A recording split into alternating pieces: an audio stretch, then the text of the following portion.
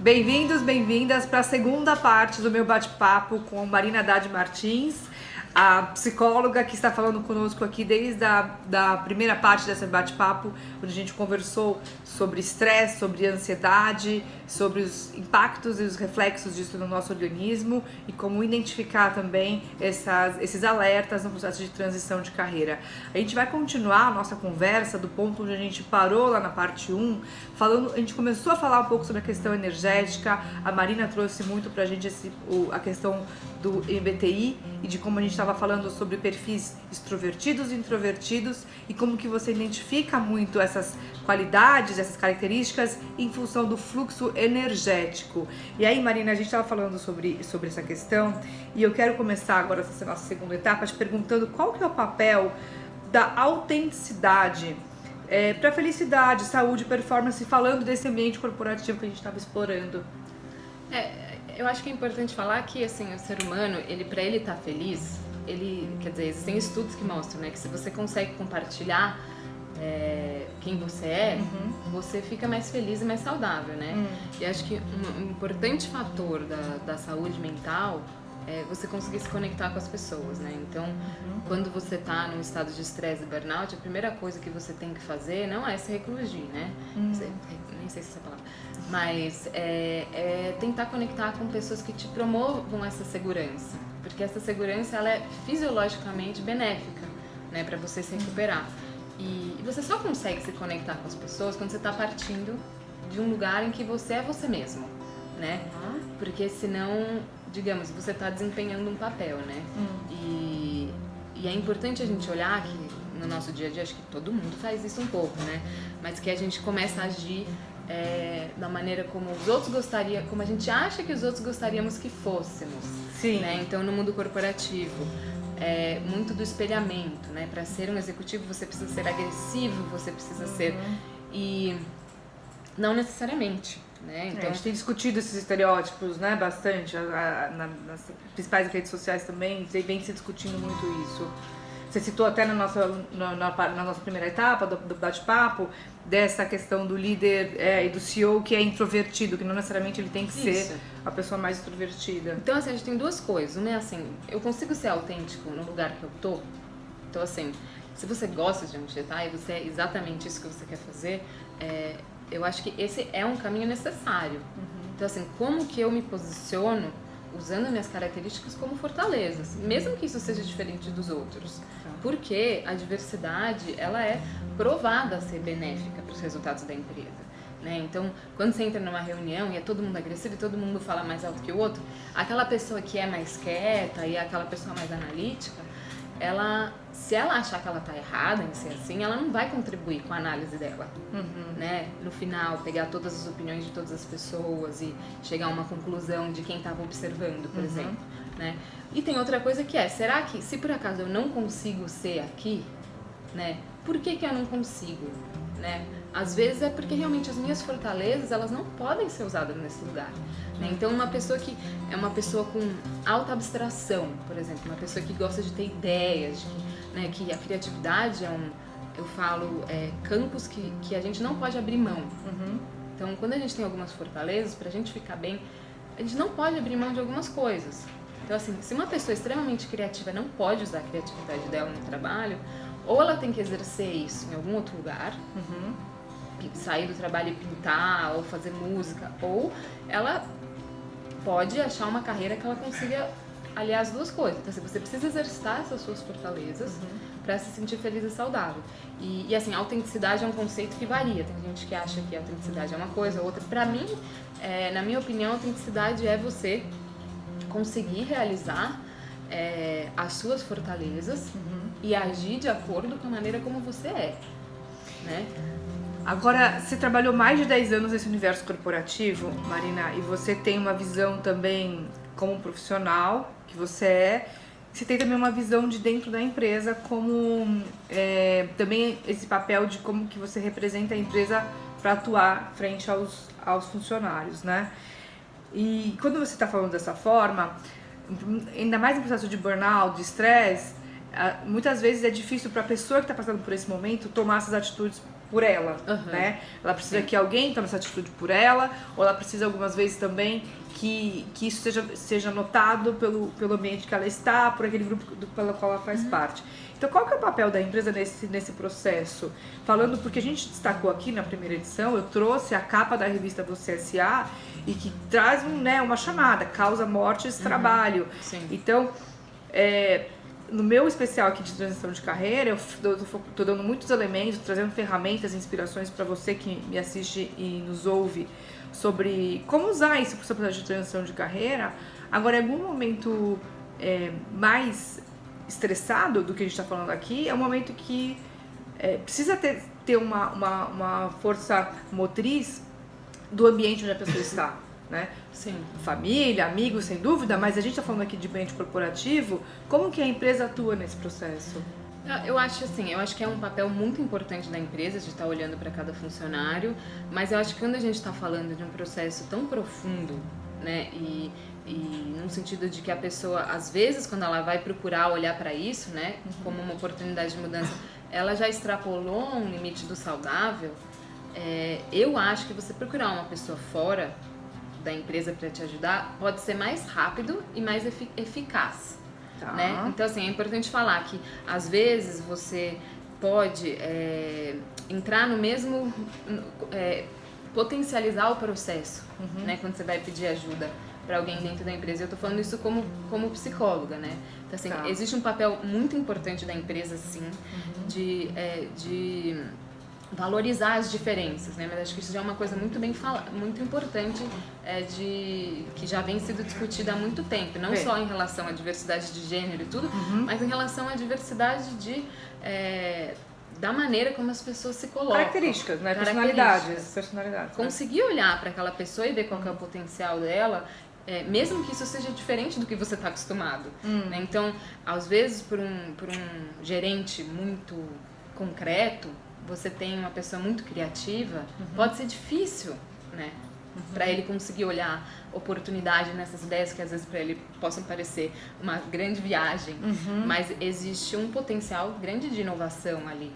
Então, é importante, né, você conseguir olhar as diferenças sempre como complementares. E isso é um exercício, né? É um treino e é da organização. Uma habilidade a ser desenvolvida também. Agora, você trouxe aqui a questão da autenticidade e você trouxe, né, o seu entendimento de autenticidade. E a gente está aqui discutindo autenticidade e é uma coisa que às vezes a gente pode parar e se perguntar, mas por que a gente está aqui discutindo autenticidade? Não deveria ser óbvio a pessoa ser autêntica, né? Parece ser uma coisa meio... algo que não... ficar discutindo que cor que é a água, né? Assim, não deveria ser uma coisa óbvia a pessoa ser autêntica? Por que hoje a gente está trazendo à tona essa discussão? O que você enxerga que hoje é tão difícil as pessoas realmente traduzirem a sua autenticidade? Eu acho que, sempre foi, né? Eu acho que é um desafio para a vida você se conhecer, você entender quem você é, né? Você entender quais são as suas fortalezas. Acho que é um aprendizado para a vida mesmo, né? Tanto que todo mundo fala, né? Quando você conversa com a sua avó, com a sua tia, se eu soubesse tudo que eu sei, né? Então, a gente não tomaria tantas decisões, a gente precisa experimentar mesmo, com acertos e erros e tal. Sim. Mas acho que, claro, eu acho que o ambiente competitivo, o ambiente midiático que a gente vive com as redes sociais, elas geram essa questão da comparação muito forte, né? Então, quando a gente não entra num padrão, né, a gente pode achar que a gente está errado, né? Então, é importante a gente sempre estar preocupado com o nosso processo individual para se conhecer e principalmente para entender que as diferenças elas são bacanas, né?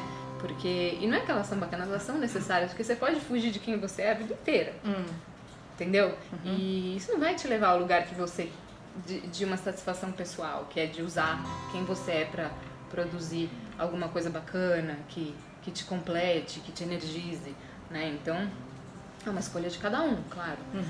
Mas...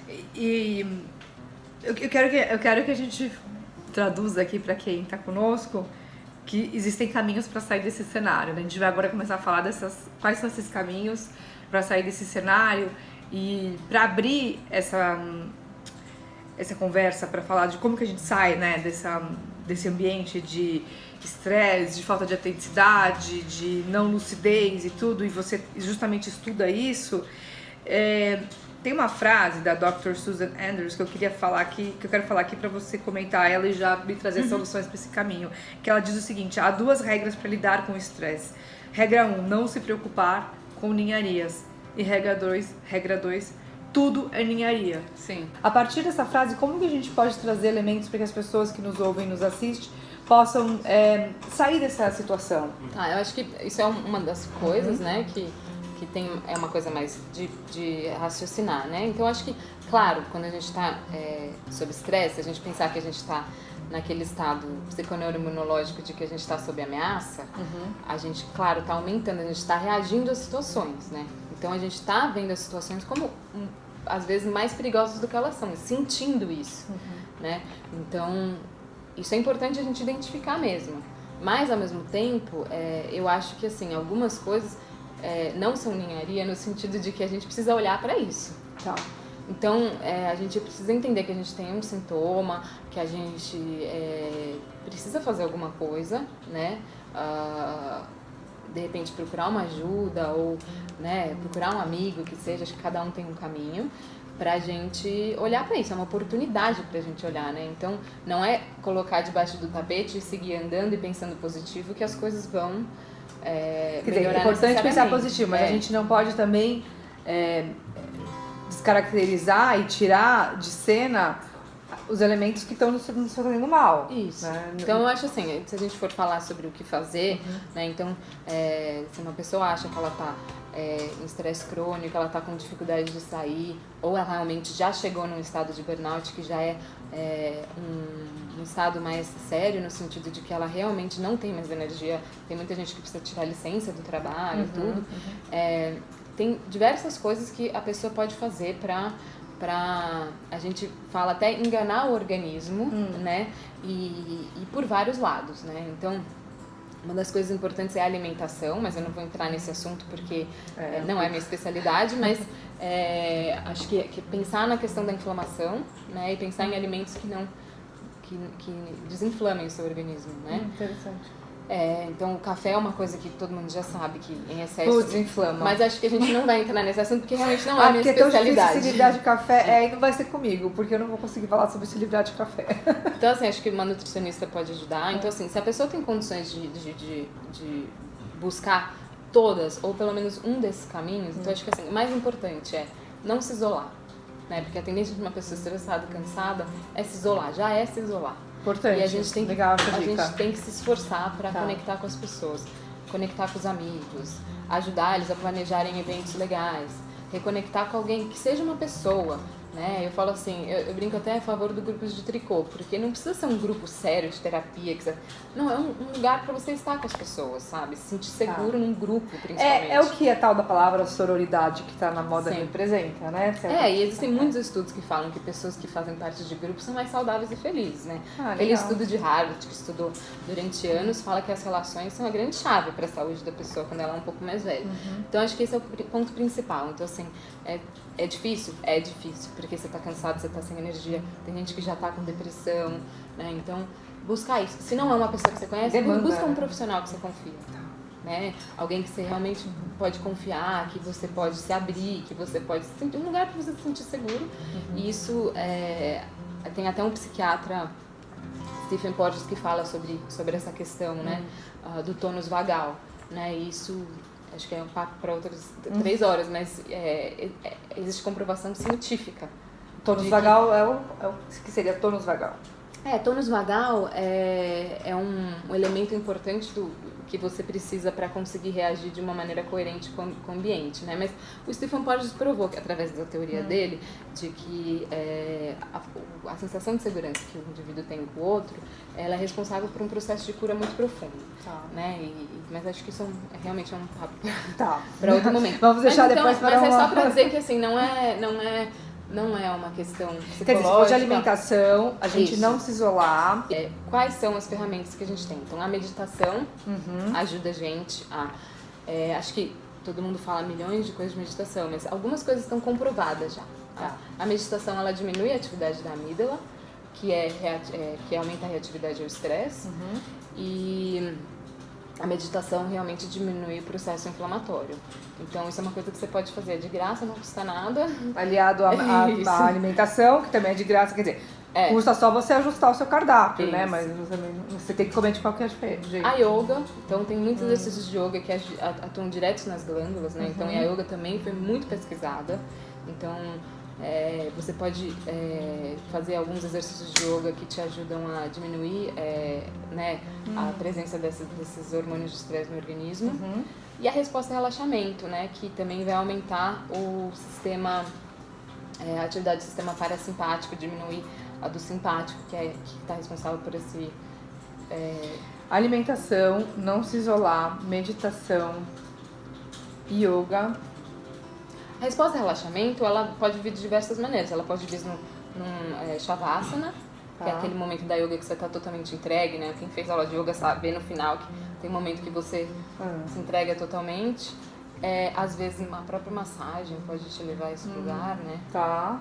Porque quem está muito estressado não consegue chegar nesse lugar de relaxamento.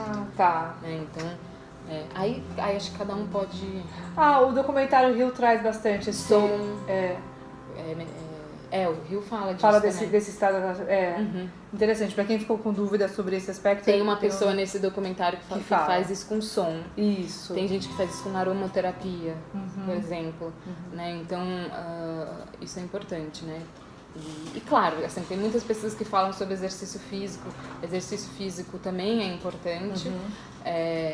Mas quando a gente fala desse sistema que eu falei, eu acho que essas técnicas que eu falei, elas são as mais eficientes. Se você conseguir fazer tudo... Eu adorei. Aqui a gente está no final da segunda parte. Se você ficou com a gente até aqui, obrigada por você ter assistido esse bate-papo com a Marina, que pra mim foi enriquecedor. Eu sempre peço uma mensagem final para quem conversa comigo. E eu deixo aqui, geralmente eu deixo as redes sociais da pessoa. A Marina, gente, ela não tem rede social. Ela se alien, que não tem rede social. Então eu quero saber como que as pessoas podem te achar e a mensagem final. Eu tenho uma página que tá em construção agora, mas que é marinadade.com. Então lá tem meus contatos, algumas informações que eu compartilho. E eu posso até falar minha mensagem final e juntar o porquê que eu não tenho rede social, né? Então, a minha mensagem final é que o estresse pode ser uma oportunidade para você se olhar, mas não precisa você estar estressado, não precisa você estar em estado de burnout. Eu acho que o processo de autoconhecimento, de saúde, de cuidar de si, é uma coisa constante que deve ser, né, olhada para todo mundo, né, a gente não pode nunca relaxar de se cuidar.